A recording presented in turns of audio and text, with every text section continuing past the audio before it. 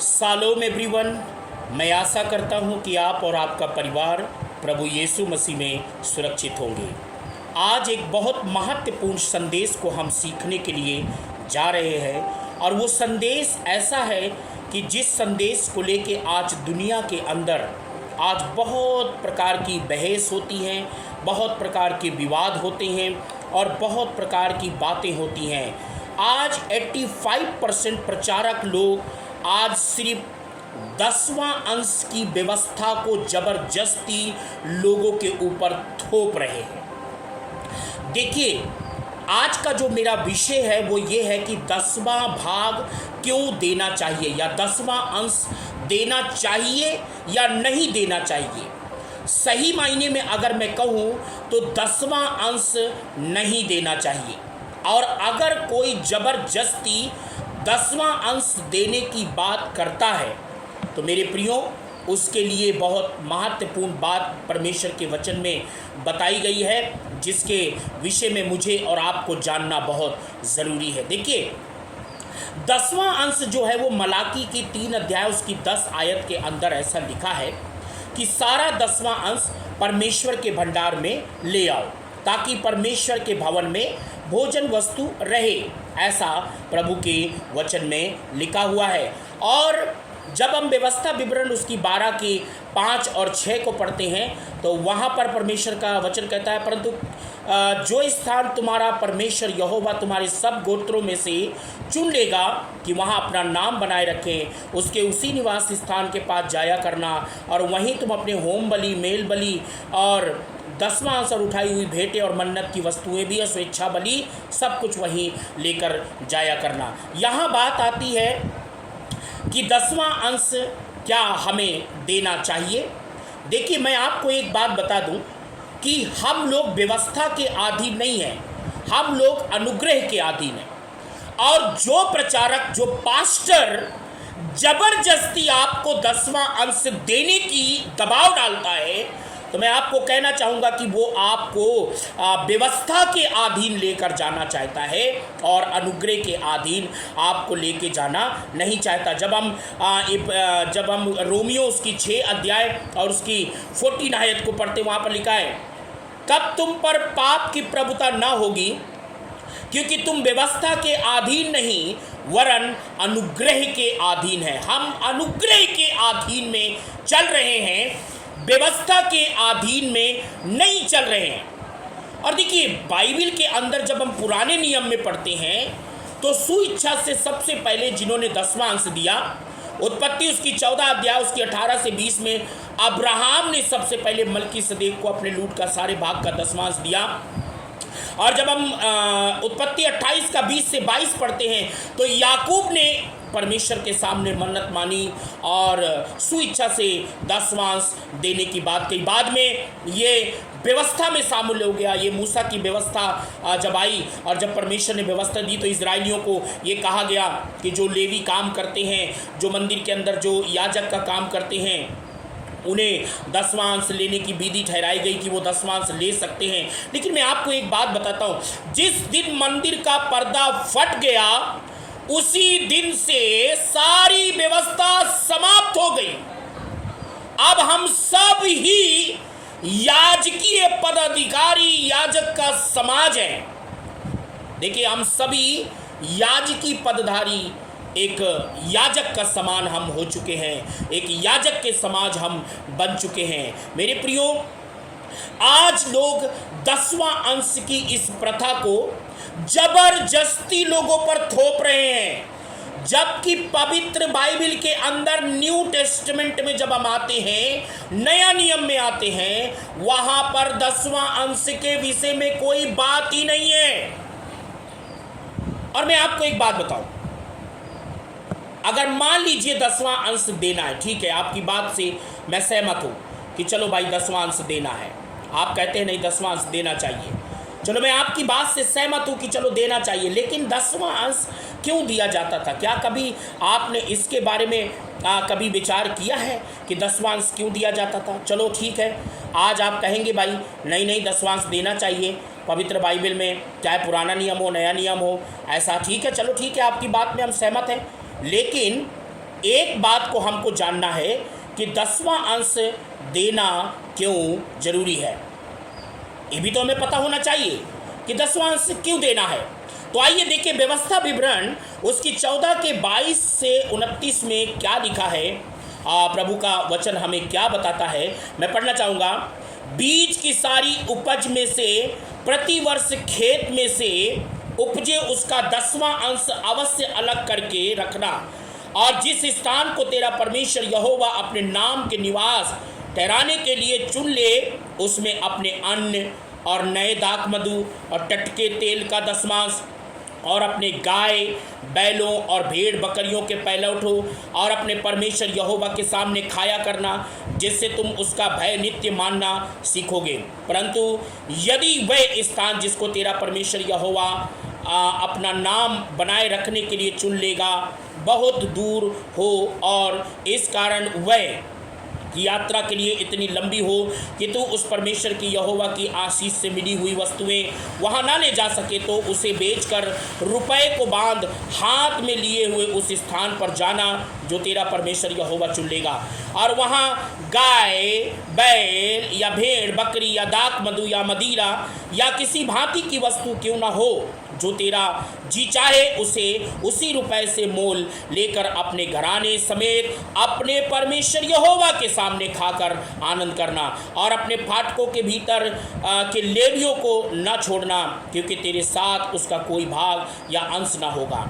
3 वर्ष बीतने पर तीसरे वर्ष की उपज का सारा 10वां अंश निकाल कर अपने फाटकों के भीतर इकट्ठा कर रखना। अब देखिए आगे लिखा है, तब लेवियों को जिसका तेरे संग कोई निज भाग या अंश ना होगा, वह जो परदेसी और अनाथ और विधवाएं तेरे फाटकों के भीतर हो, वे आकर पेट भर खाएं, जिससे तेरा परमेश्वर यहोवा तेरे सब कामों में आशीष दे। ठीक है, 10वां अंश देना है, लेकिन वो 10वां अंश से परदेसियों की, अनाथों की और विधवाओं की, याजक को, पादरियों को मदद करना चाहिए, उनकी देख रेख करना चाहिए। अगर कोई पास्टर, कोई याजक अगर 10वां अंश खुद रखता है, खुद बटोर के खा रहा है, अपनी कार की किस्त दे रहा है, अपने घर का किस्त दे रहा है, लोन भर रहा है ना, अगर ऐसा काम कर रहे हैं तो आप जो 10वां अंश दे रहे हैं वो गलत काम कर रहे हैं। ऐसा 10वां अंश हमको देना नहीं चाहिए, हमें रोकना चाहिए। पहली बात तो अगर आप 10वां अंश देते हैं, मान लीजिए, तो आप अभी भी व्यवस्था के अधीन हैं, और व्यवस्था के अधीन हुए तो इसका मतलब है अभी भी आप पापी हैं, आप अनुग्रह से आप दूर हैं। इसलिए मेरे प्रियो, जब हम न्यू टेस्टमेंट के अंदर, नया नियम के अंदर जब हम पढ़ते हैं ये 10वां अंश के विषय में, देने के विषय में परमेश्वर का वचन हमें क्या कहता है, सुनिएगा। 2 कुरिन्थियों की 9 के 7 में ऐसा परमेश्वर का वचन हमें बताता है। वहाँ पर ऐसा लिखा है, हर एक जन जैसा मन में ठाने वैसा दान करे। जैसा मन में ठाने, आपने जैसा ठान लिया है वैसा दान करें, ठीक है, ना कुड़ के और न दबाव से, क्योंकि परमेश्वर खुशी से देने वाले से प्यार करता है। अब देना दबाव नहीं है। आज तो कलीसिया के अंदर 85% चर्चों के अंदर 85% प्रचारक लोग ये 10वां अंश की व्यवस्था को ज़बरदस्ती आज के विश्वासियों के ऊपर थोप रहे हैं, जबकि ये 10वां अंश देना हमारे लिए नहीं है। ये व्यवस्था थी जो इजराइलियों को दी गई थी, और जिस दिन प्रभु यीशु मसीह ने क्रूस पर अपने प्राण को दिए, उसी दिन मंदिर का पर्दा फट गया और यीशु ने कहा, अब सारी व्यवस्था पूरी हो गई है, अब व्यवस्था के हमको अधीन नहीं रहना है। न्यू टेस्टमेंट में क्या करते थे लोग, उसके ऊपर थोड़ा सा हम एक दृष्टि डाल लेते हैं। जब हम प्रेरितों के काम, पवित्र आत्मा का वरदान मिलने के बाद, प्रेरितों के काम 2 अध्याय उसकी 44 और 45 आयत में कुछ ऐसा लिखा है, और सब विश्वास करने वाले इकट्ठे रहते थे और उनकी सब वस्तुएं साझे की थी, और वे अपनी अपनी संपत्ति और सामान बेचकर जिसकी जैसी आवश्यकता होती थी बांट दिया करते थे। अगर कोई जबरदस्ती आपसे 10वां अंश लेने की और 10वां अंश देने की बात करता है, तो उसके घर में जो चीज़ है उस पर आपका भी अधिकार है। आप जाइए साझे कि आप उसको अपने घर में भी लेकर आ सकते हैं, उसकी गाड़ी, उसकी फ्रिज, उसका कूलर, उसकी एसी। अगर कोई पादरी 10वां अंश देने की बात जबरदस्ती करता है कि नहीं 10वां अंश देना है, तो फिर उसके घर में जो कुछ है उसमें आपका अधिकार है। 10वां अंश सेल्फ के लिए नहीं है, स्वयं के लिए नहीं है, पादरी के लिए नहीं है। 10वां अंश जो देना है वो वहां जरूरतमंद की जरूरतों को पूरा करने के लिए हमको 10वां अंश देना चाहिए। 10वां अंश अपने लिए नहीं है कि आज मिला तो हमने कार की लोन भर दी, बिजली का बिल भर दिया, हाउस लोन भर दिया, नहीं। अब 4 अध्याय के 34 और 35 आयत में भी बहुत अच्छी बात लिखी है, मैं आपके लिए पढ़ देता हूं। और उनमें कोई भी दरिद्र ना था। आज तो देने वाला बेचारा और गरीब होता जाता है और लेने वाला बढ़िया लग्जरी गाड़ी में घूम रहा है, लग्जरी मस्त गाड़ियों में घूम रहा है। देने वाला गरीब होता जा रहा है, कंगाल होता जा रहा है, उसके घर में खाने तक के लिए नहीं है। यहाँ क्या लिखा है, ध्यान से सुनिएगा, बहुत अच्छी बात। और उनमें कोई दरिद्र न था, क्योंकि जिनके पास भूमि या घर थे वे उनको बेच बेच कर बिकी हुई वस्तुओं का दाम लाते और प्रेरितों के पांव पर रखते थे, और जैसी जिसे आवश्यकता होती थी उसके अनुसार हर एक को बांट दिया करते थे। अब आप बताइए, आप बांटते हैं? आपको जो धन मिलता है, आपको जो पैसा मिलता है, आप बांटते हैं या सिर्फ जबरदस्ती इस व्यवस्था को थोप रहे हैं? यीशु ने फरीसियों को डांट लगाते समय मत्ती 23 के 23 में क्या कहा? तुम न्याय, दया और ये सब कुछ छोड़ देते हो, प्रेम छोड़ देते हो, आज्ञा को मानना छोड़ देते हो और 10वां अंश की बात करते हो।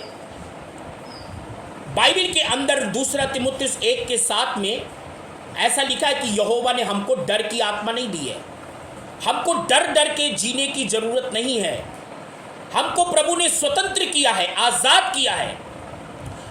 और इस 10वां अंश के झमेले में पड़कर आप डर डर कर कि नहीं नहीं देना है, नहीं देंगे तो प्रभु आशीष नहीं देगा, नहीं देंगे तो परमेश्वर बरकत नहीं देगा, नहीं देंगे तो जो कुछ हमारे पास है वो भी चला जाएगा, ऐसा कुछ नहीं है। ये एक डरावा है। आपको डरने की आवश्यकता नहीं है। और मैं आपको कहना चाहूँगा, यदि आप या कोई प्रचारक बहुत बार बार आपको 10वां अंश देने की दबाव डालता है, तो मैं आपको कहता हूँ वो आपसे पाप करवा रहा है। क्योंकि 10वां अंश तो व्यवस्था में थी और अब हम तो व्यवस्था से आज़ाद हैं। अब तो हम व्यवस्था के अधीन नहीं है, अनुग्रह के अधीन है। क्योंकि न्यू टेस्टामेंट के अंदर तो ये 10वां अंश की चिड़िया का कोई नाम ही नहीं है और 10वां अंश के विषय में तो कोई ऐसी व्याख्या ही नहीं है। हाँ, 10वां अंश में जो अगर कहता है नहीं 10वां अंश देना ही देना है, तो परदेसी, अनाथ और विधवाओं का वहाँ पर देख रेख की जानी चाहिए। जिस कलीसिया में या जो कलीसिया आपसे 10वां अंश मांगती है, तो जितने भी परदेसी हैं, जितने भी अनाथ हैं और जितने भी विधवाएं हैं, आप वहीं खाइए, वहीं रहिए और वहीं से अपनी सारी ज़रूरतों को भी पूरा करने के लिए आप उनको बोलिए। आज कलीसिया बोलती नहीं है, डरती है।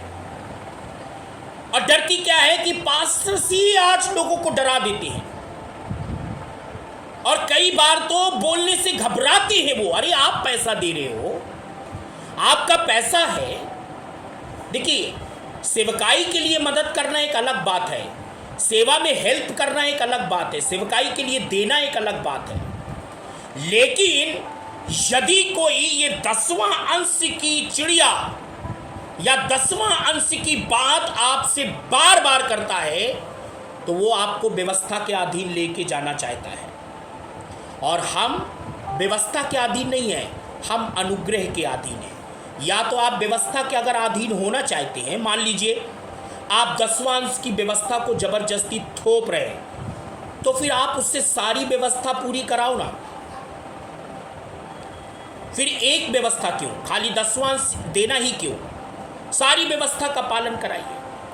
आज धरती के ऊपर 85% लोगों को देखिए 10वां अंश की बात, और जबकि परमेश्वर को हमारे पैसे की ऐसी जरूरत नहीं है। बाइबल में लिखा है कि यदि तुझे धन की जरूरत होती तो मैं तुझे देता, यदि तू भेंट चाहता तो मैं तुझे देता।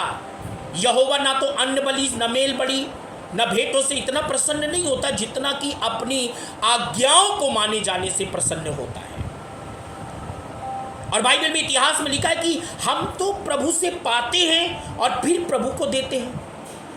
प्रभु को हमारे पैसे की जरूरत नहीं। हाँ, आप सेवकाई के लिए दे सकते हैं, चर्च की मरम्मत के लिए, चर्च की ज़रूरत के लिए दे सकते हैं, आप किसी को हेल्प कर सकते हैं। लेकिन यदि कोई 10वां अंश की पुड़िया ज़बरदस्ती आपके गले में बांध रहा है तो मैं आपसे कहना चाहता हूँ वो आपको व्यवस्था के अधीन लेके जाना चाहता है। इसलिए मेरे प्रिय भाइयों, व्यवस्था के श्राप से हम छूट चुके हैं, आज़ाद हो चुके हैं। व्यवस्था से प्रभु यीशु ने हमें आज़ाद किया है और इसीलिए हम आज़ादी में बने रहे। प्रभु आपको इन वचनों से आशीष दे। जय मसीह की।